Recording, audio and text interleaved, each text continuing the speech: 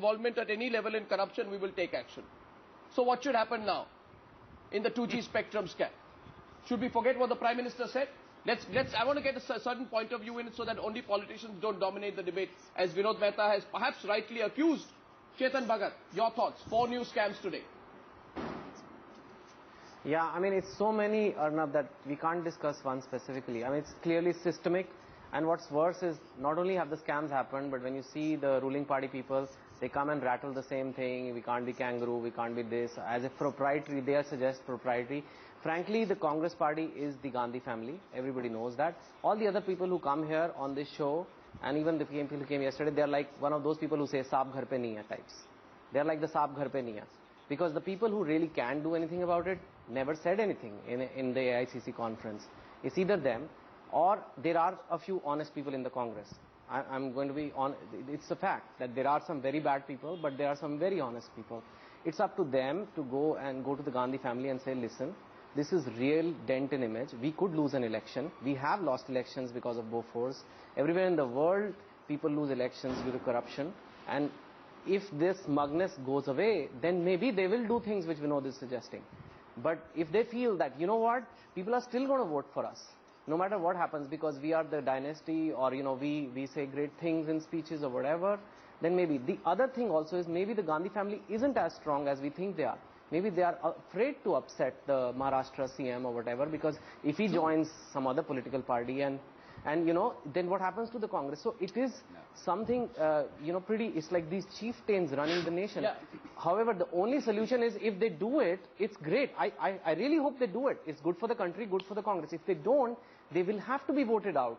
And Mr. Tom can keep saying kangaroo court, whatever, but the fact is, if there is evidence, if somebody has a flat in the building, and he's saying he gave a flat to his mother-in-law for a building meant for widows, I mean, that's not kangaroo court at all. That's not Taliban-like at all. And it's not Taliban-like. It's not Taliban-like, Tom, for people to ask, why aren't you acting against Raja? Why aren't you acting against Kalmadi? Why aren't you acting against Deepak Kapoor? Why aren't you acting against Ashok Chavan?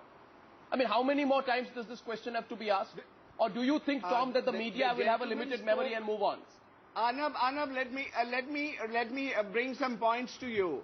There was a mention about the speech in Talkatora. No. I wish you had an open mind. I wish your viewers have an open mind. The speech specifically mentions about our Congress ideals and our fight and to keep on with our tradition, the highest tradition. We have talked about it on speech. Nobody has bothered to read it. And A. B. This gentleman talks about the court. Yes, the court. He's gone to the court for his title. Does he remember that justice was done to him?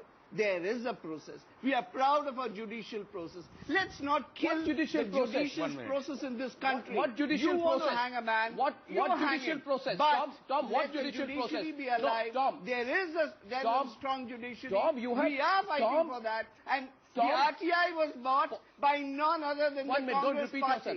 Tom, please remember Tom, let's be clear. I want Siddharth to come in here. The RTI activists you bring are essentially people who have been generated by this government. Tom, so let's not... Tom, you know, when there is a scam after scam, people are expecting action. I want Siddharth to respond. Suhel, I'm coming back to you.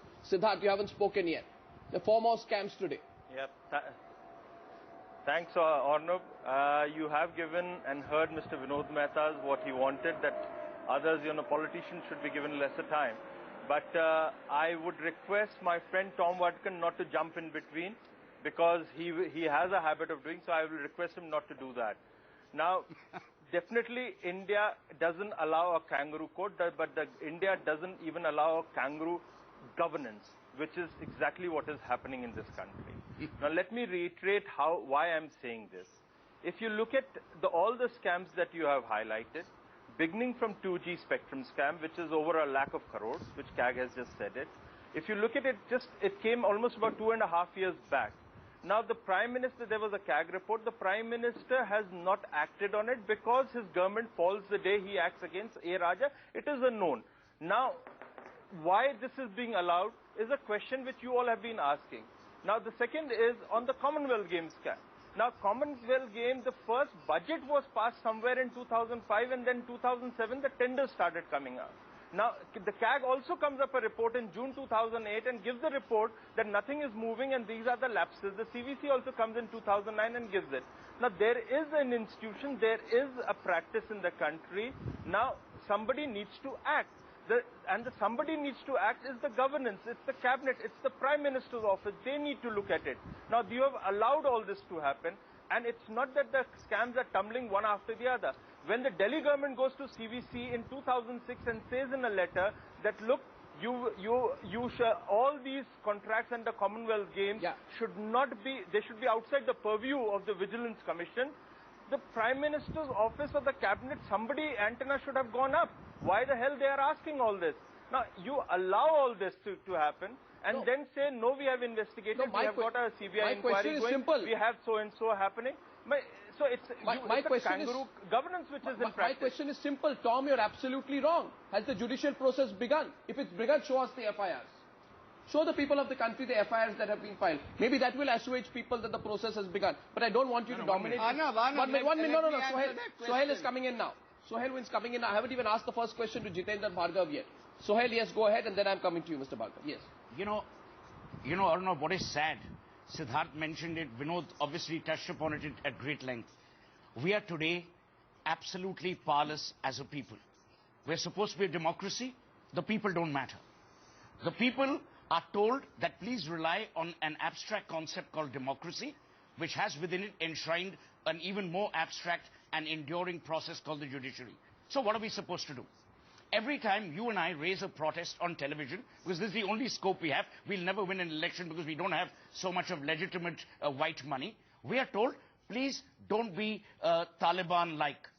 The real Taliban is in government. Many Taliban types are in parliament. But you and I can't do anything because our voices are muzzled by the use of a phrase called, it is part of our democracy, would you like to be like Afghanistan? And I'm asking you one question this evening on behalf of the people of India. We must be like the Taliban with people who steal public money. So if beheading is the answer in some form or the other, do it. We must be like the Taliban when it comes to accountability from people who steal your money and my money. We must be like the Taliban when we need accountability from people like A. Raja. What I can't understand is, you have a Sonia Gandhi who actually created a different form of governance by renouncing power. You have a man of unimpeachable integrity like Manmohan Singh. And I'm beginning to wonder, is this government like an Air India airplane on autopilot?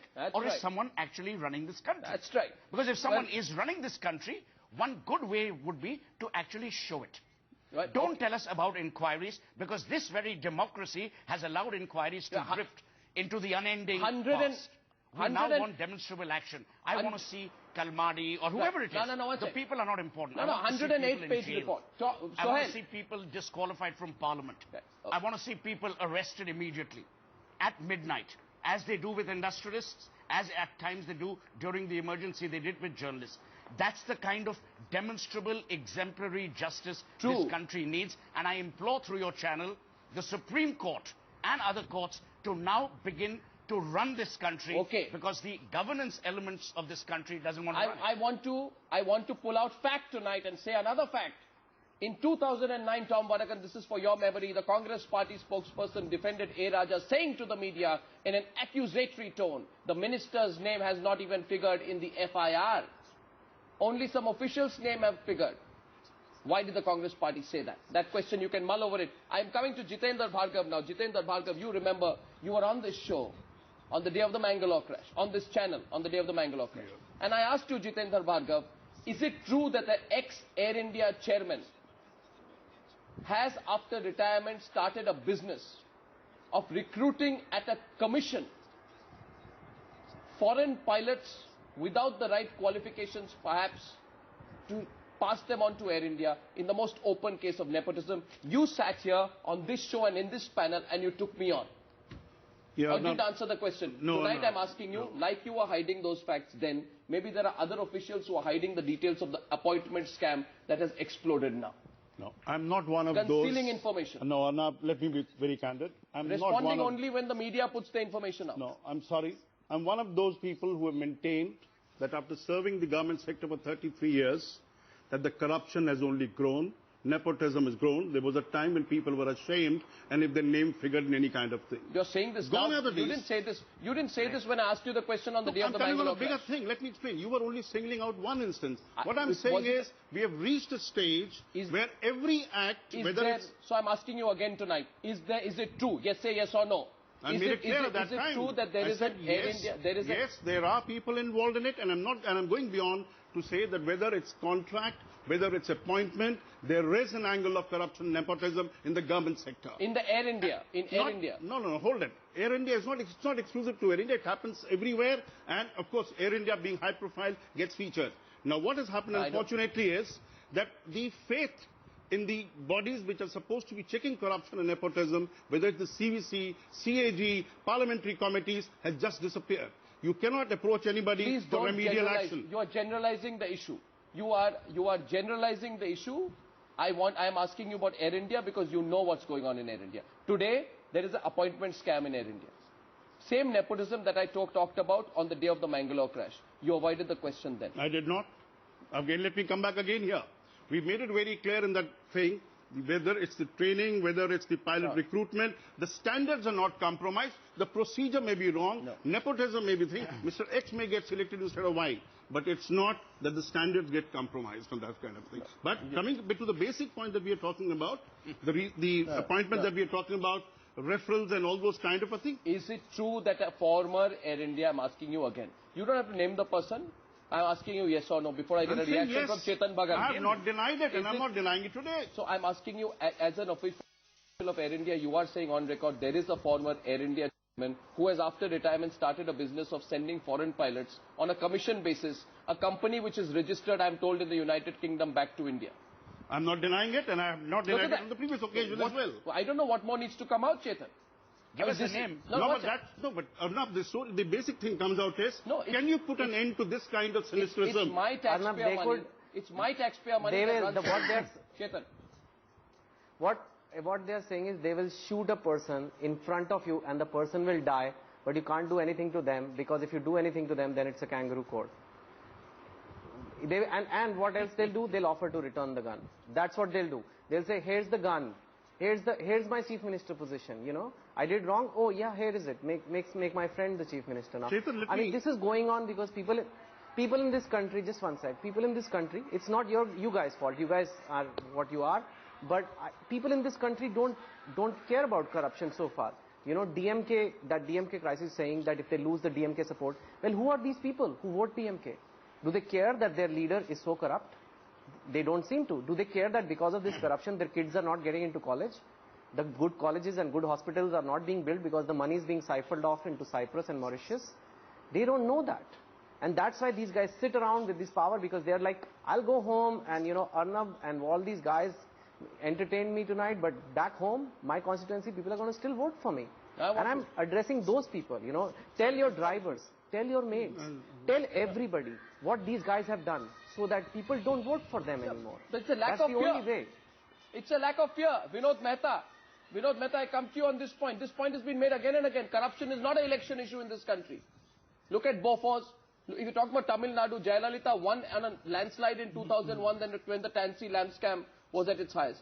Corruption doesn't affect electoral performance. Is that the reason for the population? So they are suffering. That's why we are one of the poorest countries. Okay, Vinod Mehta. Arnab, the existence of corruption in this country is not a matter of debate. Even the fact that it has increased in leaps and bounds is not a matter of debate.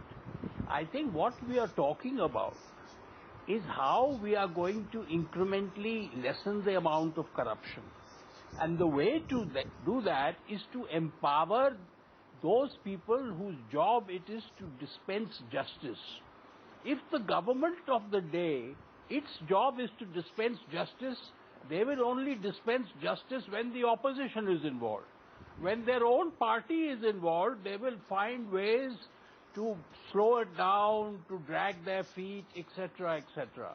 Now, therefore, what I'm saying is take the investigative agencies, take the Central Vigilance Commission, take CAG, and civil society must insist that these should not be under the control of the government. No. They should be like the Election Commission.